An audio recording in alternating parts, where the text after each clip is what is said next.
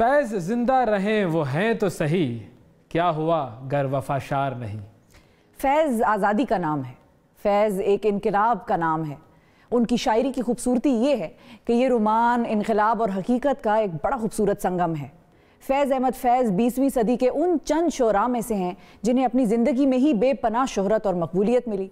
उन्होंने मोहब्बत और इनकलाब के तराने बैक वक्त गुनगुनाए हैं और अपने इनकलाबी ख्यालात के सबब कई बरस कैद भी काटी है। फैज़ के यहाँ गम जाना और गम दौरा एक ही पैकर में यकजा हैं। वतन से अपनी मोहब्बत का इजहार इस तरह उन्होंने किया है जैसे कोई अपने महबूब से इजहार मोहब्बत कर रहा हो। तेरे होठों के फूलों की चाहत में हम दार की खुश्क टहनी पे वारे गए, तेरे हाथों की शम्मों की हसरत में हम नीम तारीक राहों में मारे गए। फैज़ अहमद फैज़।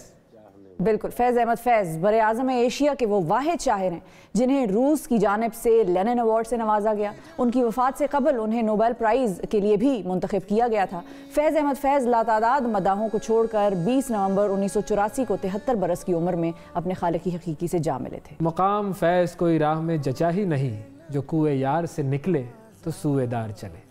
इनकलाबी शायर और सहाफ़ी फैज़ अहमद फैज़ की आज 36वीं बरसी है और हमारे साथ मशहूर शायर और स्कॉलर दानिश्वर जनाब इफ्तिखार आरिफ साहब मौजूद हैं। उनसे हम फैज़ अहमद फैज़ के हवाले से बातचीत करेंगे, उनसे फैज़ साहब की नज़में और जो कलाम है वो भी सुनेंगे। लेकिन उससे पहले कुछ दिन पहले जब मैं इंटरनेट पर स्क्रॉल कर रहा था तो एक वीडियो मेरी नज़र से गुजरी और उसमें एक बड़ा खूबसूरत इंटरव्यू है और वो इंटरव्यू जो है वो मलका तरन्नुम नूर जहाँ का है और उसमें वो क्या कह रही हैं ज़रा सुनते हैं। मुझसे पहली सी मोहब्बत फैज़ साहब की मशहूर। जी, ये मेरी अपनी धुन है। जब मैंने पढ़ा, मैंने अर्ज़ किया ना, मुझे शेर व शायरी से बचपन से शौक़ था। तो जब मैंने पढ़ा तो इसकी धुन हमने खुद बनाई। फिर ये मैं जब चंद लोगों ने मुझसे आके कहा कि ये मोहम्मद अली जिन्ना साहब के उसमें हम चैरिटी शो कर रहे हैं और मैं 6 लाख की टिकटें बेच दी। उस वक्त 6 लाख बहुत ज़्यादा होता था, ये 55 की 56 की बात है। तो मैंने कहा अच्छा मैं गाऊंगी। वहाँ जब हम स्टेज पे गए तो मैंने लिस्ट दे दी कि 6, 7, 10 गाने जो मैंने गाने वो ये ले लूँ। उनकी रिहर्सल भी कर ली। एंड टाइम पे पता चला जी ये आप नज़्म नहीं गाएंगी। मैं तो हैरान हो गई, मेरी तो उस वक्त बहुत ही पसंदीदा नज़्म थी ये, और तय नहीं मैंने उसकी धुन बनाई थी। उसी दिन ये नज़्म बहुत फर्स्ट टाइम लोगों ने सुनी, पूरी पब्लिक उठ के खड़ी हो गई, इतनी अच्छी लगी सबको। तो मैं चली गई गा के। फिर उसके बाद 2-3 दिन बाद मुझे रात को 2 बजे के करीब या 1 बजे फैज़ साहब मेरे घर आए और मैं तो करीब सोने ही वाली थी। तो पता चला, उन्होंने कहा जी फैज़ आए हैं। मैंने कहा भी कौन है फैज़, पता नहीं कौन है। उन्होंने कहा जी फैज़ अहमद फैज़। ओहो, मैं तो ना दुपट्टा सर पे ना पाँव में जूती, भागी बाहर।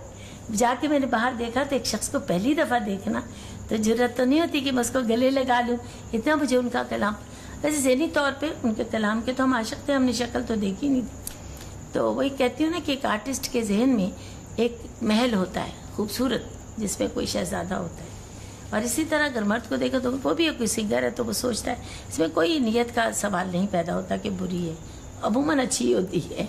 तो उन्होंने मुझे देखा तो दरवाज़ा खुला होता ना, तो फैज़ साहब ने मुझे गले लगा लिया, मैंने भी उन्हें गले लगाया। तो मैंने उन्हें कहा ये घर आइए। कहते भाई मैं आपसे सिर्फ शुक्रिया अदा करने आया हूँ कि आप इतनी ऊँची हस्ती हैं जिन्होंने इतना मुकाबला करने की तुम्हें यानी हिम्मत है। उस दिन से फिर हम लोग बहुत करीब हुए, उनकी फैमिली में आना जाना, हर पार्टी में जाना, मगर फिर भी हम इतना न मिल सके। जैसे बाद में मैं इतनी मसरूफ़ हो गई अपनी ज़िंदगी में, और उसके बाद मेरी शादी हुई एजाज दुरानी साहब से, उसमें से बच्चे हुए और गाने भी काम भी बहुत ज़्यादा बढ़ गया, इंडस्ट्री में भी बहुत ज़्यादा तूफ़ान में रोज़ के 3-3 गाने। तो कुछ अब ये जब चले गए दुनिया। जी, ये था खूबसूरत इंटरव्यू और क्या खूबसूरत गुफ्तगू कर रही थी मलका तरन्नुम नूर जहाँ, और किस तरीके से उन्होंने वो कलाम गाया।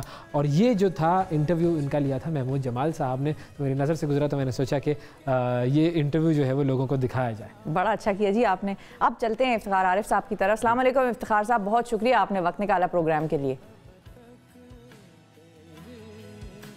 अलैकुम सलाम, बड़ी मेहरबानी सर, बहुत शुक्रिया आप आए। ये बताइए, तो बहुत अच्छा लगता है तुम्हारी याद जी जी जी जी, आप फरमाइए। तुम्हारी याद के जब जख्म भरने लगते हैं किसी बहाने तुम्हारी याद के जब जख्म भरने लगते हैं किसी बहाने तुम्हें याद करने लगते हैं।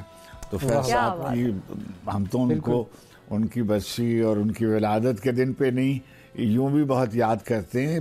याद क्या करते हैं, उनको भूलता ही कौन है। जी, याद तो उसे किया जाता है जैसे भूला जाए, उन्हें कोई भूल सकता भी नहीं है। ये बात दुरुस्त है आपकी। तो अगर हम ये बात करें, आपसे पूछें कि फैज़ साहब की शायरी और फैज़ साहब की शख्सियत, क्या कहेंगे, आपने कैसा पाया उनको? बेटे, आप दोनों ने जो तारुफ में जो बातें कही वो बुनियादी नौइयत की हैं कि मैं समझता हूँ कि इक़बाल के बाद पूरी बद-ए-सग़ीर में, यानी उसमें हिंदुस्तान भी शामिल है, बांग्लादेश भी शामिल है और पाकिस्तान भी शामिल है, और ये जो तीसरी दुनिया हम जिसको कहते हैं उसमें शायद ही कोई और शायर इस कदर मकबूल और महबूब रहा हो। वो शायर भी थे और बहरहाल वो पाकिस्तान टाइम्स के मुदीर भी थे, Pakistan national council of arts के बानी चेयरमैन भी थे, आर्ट्स काउंसिल से भी लाहौर की वाबस्ता रहे, लोटस के भी वो एडिटर रहे, उन्होंने तनकीद पे भी लिखा, ट्रेड यूनियन लीडर भी रहे। मगर अव्वल व आखिर उनकी दो शख्सियतें हैं कि जो बहुत ही नुमायाँ हैं। एक तो वो तरक्की पसंद तहरीक के रहनुमा थे और उन्होंने बर-ए-सग़ीर की जो तरक्की पसंद तहरीक थी, जो शायद 20वीं सदी में दुनिया की बड़ी अदबी तहरीकों में शुमार की जाती है, उसके वो रहनुमा थे। और शायर तो वो तमाम कमाल थे, और मैं समझता हूँ कि वो अपनी तरह के एक बिल्कुल मुख्तलिफ आदमी, जो आवाम में भी उतनी ही उनकी मकबूलियत, उनकी शोहरत, उनकी इज़्ज़त, उनका एहतराम। और दूसरी, मैं ये एक बात कहता हूँ कि जैसे ज़बानें जो हैं उनके शायर होते हैं, आप कहते हैं कि भाई रूसी ज़बान के शायर, अंग्रेज़ी ज़बान के शायर। मुझे कई दफ़ा ऐसा इत्तेफाक हुआ है मशरक़ी यूरोप में जाने का और सोवियत यूनियन में और दूसरे मुल्कों में जाने का, जहाँ मैंने ये सुना और मेरा फ़ख्र सर से बुलंद हो गया कि मैं भी उनके न्याज़मंदों में हूँ। वहाँ ये कहते थे कि अच्छा तुम उस ज़बान में शेर कहते हो जो फैज़ की ज़बान है। अच्छा। पाकिस्तान की इज़्ज़त, पाकिस्तान का ये बड़ी बात है। और मैं समझता हूँ कि फैज़ के जितने तर्जुमे हुए, मसलन इक़बाल के बाद फैज़ शायद कोई और शायर पूरी उर्दू की तारीख़ में इतना उसका तर्जुमा नहीं हुआ होगा। मसलन मुझे कुछ ऐसे ख़्याल पड़ता है कि जैसे अंग्रेज़ी में विक्टर केरनन और नेओमी लेज़र, कैरोलिन काइज़र और दाऊद कमाल और खालिद हसन और महबूबुल हक और बेशुमार तर्जुमे अंग्रेज़ी में, एलेक्सी सुरखौफ और रीमा कज़ाकावा, वॉज़ेंसेंस्की, इफ्तशिंकू, रसूल हमज़ा, बहुत ही बड़े लोगों ने और बड़े शायरों ने उनके तर्जुमे किए। और ज़ाहिर है कि शायरी तर्जुमे में अपना असर बरकरार नहीं रख पाती है, मगर फैज़ उन खुशनसीब शुअरा में हैं कि जिनका कलाम गोया तर्जुमे में भी बहुत मकबूल हुआ और वो महबूब ठहराया गया। जैसे आपने लेनिन पीस प्राइज़ का जिक्र किया, बहुत कम लोगों को ये बात मालूम है कि जिस कमेटी ने फैज़ साहब के लिए ये नाम तजवीज़ किया था, उसमें दुनिया के एक अजीम शायर और लातीनी अमेरिका के 20वीं सदी के बड़े शायरों में पैब्लो नेरूदा भी उस गोया कमेटी में शामिल थे जिन्होंने फैज़ साहब के लिए लेनिन पीस प्राइज़ तजवीज़ किया था। अच्छा, आपने जो भी बात की कि ज़ाहिर है जब सहाफ़त की बात करते हैं कि जी सर, पाकिस्तान टाइम्स के सिलसिले में आपने लिखा, उन्होंने बहुत काम उनके ऊपर होना बाकी है। और मसलन अभी लोटस के सिलसिले में जो कुछ उन्होंने बैरूत में काम किया और जिस तरीक़े से जिन मुश्किलात में यासिर अरफ़ात फ़िलिस्तीन के लोगों के लिए और बैरूत में रहकर बहुत ही मुश्किलों में उन्होंने लोटस निकाला, और उनके दस्तराज से मुइन बसीसू और जो क़यादत थी फ़िलिस्तीन की ابو جہاد وغیرہ، ان سے ان کی بالکل ذاتی، یاسر عرفات تو ان کے ذاتی دوستوں میں تھے اور بہت انہوں نے کام کیا. اس پر ابھی بہت زیادہ کام ہونے کی ضرورت ہے. دوسری یہ کہ سوویت یونین میں 2-4 کتابیں ان کے بارے میں آئی ہیں، مگر ابھی تک کچھ پوری طرح سے ان کاغذات کو اور ان دستاویز پہ کام نہیں ہوا. اسی طریقے سے کام ہونے کی ضرورت ہے کہ جو فلم میں انہوں نے 2 فلمیں انہوں نے بنائیں، اس پر گفتگو نہیں ہوتی. ایک فلم جو گویا اے کاردار کے ساتھ دوسری بنی تھی، اس پر بات نہیں ہوتی اور اس کا پتہ نہیں چلتا کہ کیا ہوا. تو ابھی فیض صاحب پہ بہت کام ہونا باقی ہے. اور وہ جو کام ہے ظاہر ہے جب ان کی شخصیت کے ہم روپ دیکھتے ہیں، زندہ شاہ، تو جو آپ نے ذکر کیا کہ فلم بھی، صحافت بھی، شاعری بھی، بالکل، اور شاعری میں بھی پھر غم دوراں بھی ہے، غم جانا بھی ہے، ہر چیز آ جاتی ہے اس کے اندر. وہ اسی لیے انہوں نے کہا تھا نا کہ اور بھی دکھ ہیں زمانے میں، محبت کے سوا راحتیں اور بھی ہیں، وصل کی راحت کے سوا. تو وہ صرف وصل کی راحت کی طرف مائل نہیں تھے، وہ اور بھی دکھوں کو دیکھتے تھے. لیکن اگر ہم ان کی شاعری کی کچھ بات کریں تو وہ جو کہتے ہیں کہ ہم دیکھیں گے، تو جس وقت کو وہ دیکھنا چاہتے تھے وہ وقت کیا ابھی آ گیا ہے، آنے والا ہے، یا ابھی اس دیکھنے میں بہت وقت باقی ہے؟ وہ کہتے ہیں نا کہ ابھی وہ گھڑی ابھی نہیں آئی، تو وہ گھڑی جو ہے وہ کب آئے گی؟ جی ہاں، جی ہاں. اصل میں یہ ترقی پسند تحریک نے لوگوں میں جو ظلم اور جبر کی چکی میں پس رہے تھے، پہلے ایک انگریزی استبداد کے اور بیرونی استبداد کے غلام تھے، اور بعد میں غیر جمہوری طاقتوں کے غلام رہے، اور ان کو وہ منزل نہیں مل سکی، وہ زندگی جس کو وہ دیکھنا چاہتے تھے وہ خواب پورے نہیں ہوئے. جب آزاد ہوا تھا پاکستان، قائم ہوا تھا، تو اس وقت انہوں نے جو نظم لکھی تھی، یہ داغ داغ اجالا، یہ شب گزیدہ سحر، اور آخر میں کہ چلے چلو کہ وہ منزل، جی ہاں، چلے چلو کہ وہ منزل ابھی نہیں آئی، تو نجات دیدہ اور دل کی گھڑی نہیں آئی، چلے چلو کہ وہ اچھا. اب یہ تمام شعراء نے کہ ہم پر ختم شام غریب آنے لگتے ہوئے، کہ ستون دار پہ رکھتے چلو سروں کے چراغ وغیرہ وغیرہ، یہ سب کا یہ دل نا امید. فیض صاحب ہی کہتے تھے کہ دل نا امید تو صحیح، ناکامی تو ہے، لمبی ہے غم کی شام مگر شام ہی تو ہے. تو اب یہ جو شام ہے یہ جی ہاں، مگر اس شام کا جو دائرہ ہے یہ بہت وسیع ہوتا چلا جاتا ہے اور وہ صبح نہیں آتی. یہ جس کا آپ نے ذکر کیا، لازم ہے کہ ہم بھی دیکھیں گے. یہ نظم انہوں نے انقلاب ایران کے وقت اور واشنگٹن میں کہی تھی. ذرا آپ غور فرمائیے، یعنی جہاں سے ظلم کے اور جبر کے تانے بانے بنے جاتے ہیں اور سازشیں کی جاتی ہیں، واشنگٹن میں، جی ہاں، یہ نظم کہی اور پھر انہوں نے یہ بھیجی نظم پاکستان. اور اس زمانے میں وہ ایک طرح کی جسے کہیے خود ساختہ، اسے کہیے وہ خود اس کو جلاوطنی بھی نہیں کہتے تھے، مگر وہ جلاوطنی تھی. ظاہر ہے کہ ان پر رہنا مشکل ہو گیا تھا ان کا رہنا. تو افتخار صاحب، اگر آپ سے ہم کہیں کہ آپ کوئی ایسی نظم یا کوئی کلام سنائیں ہمیں فیض صاحب کا جو آپ کے دل کے بہت قریب ہو.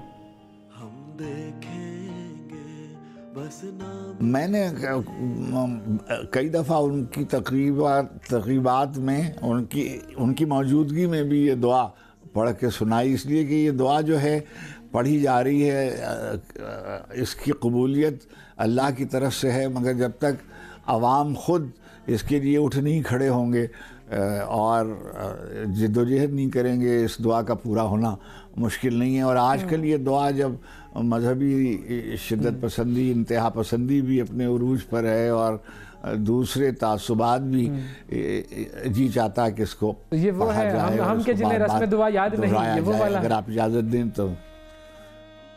جی ہاں، جی ہاں، جی ہاں سر. آئیے ارشاد. ہاتھ اٹھائیں ہم بھی، آئیے ہاتھ اٹھائیں ہم بھی، ہم جنہیں رسم دعا یاد نہیں. آئیے ہاتھ اٹھائیں ہم بھی، ہم جنہیں رسم دعا یاد نہیں، ہم جنہیں سوز محبت کے سوا کوئی بت کوئی خدا یاد نہیں، کوئی بت کوئی خدا یاد نہیں. آئیے عرض گزاریں کہ نگار ہستی زہر امروز میں شیرینی فردہ بھر دے. وہ جنہیں تاب گراں باری ایام نہیں، ان کی پلکوں پہ شب و روز کو ہلکا کر دے. جن کی آنکھوں کو رخ صبح کا یارہ بھی نہیں ان کی راتوں میں کوئی شمع منور کر دے، جن کے قدموں کو کسی راہ کا سہارا بھی نہیں ان کی نظروں پہ کوئی راہ اجاگر کر دے، جن کا دین پیروی کذب و ریا ہے ان کو، جن کا دین پیروی کذب و ریا ہے ان کو ہمت کفر ملے، جرت تحقیق ملے، ہمت کفر ملے، جرت تحقیق ملے، جن کے سر منتظر تیغ جفا ہیں ان کو دست قاتل کو جھٹک دینے کی توفیق ملے، جن کا دین پیروی کذب و ریا ہے ان کو ہمت کفر ملے، جرت تحقیق ملے، جن کے سر منتظر تیغ جفا ہیں ان کو دست قاتل کو جھٹک دینے کی توفیق ملے۔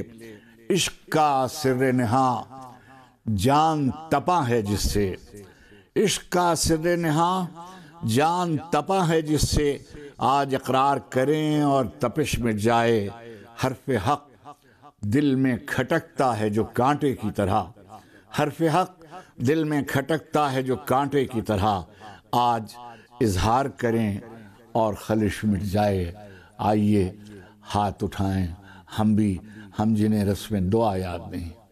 کیا بات ہے سر، کیا بات ہے، بہت شکریہ ادا کریں گے افتخار عارف صاحب ہمارے ساتھ موجود تھے، اور جب آپ کی زبان سے کلام سنا تو اس کلام کا لطف دوبالا ہو گیا، بالکل وہ ایک اور سما بن جاتا ہے۔ یہی وقت ہوتا ہے، یہی موقع ہوتے ہیں کہ جب آپ کو لگتا ہے کہ یہ آپ نے پروگرام کیا نا آج بس کمال ہو گیا، پیسہ وصول۔ بالکل بالکل۔ اور پھر ظاہر ہے جب فیض صاحب کی بات ہو تو پھر ایسے اشعار ہیں ان کے، ایسے اشعار ہیں کہ ہر شعر جو ہے وہ ان کا اب تو ضرب المثل بن چکا ہے، ہر شخص ان کے کسی نہ کسی سچویشن پر کوئی نہ کوئی شعر ان کا کہا ہوا ہوتا ہے، فٹ بیٹھ جاتا ہے۔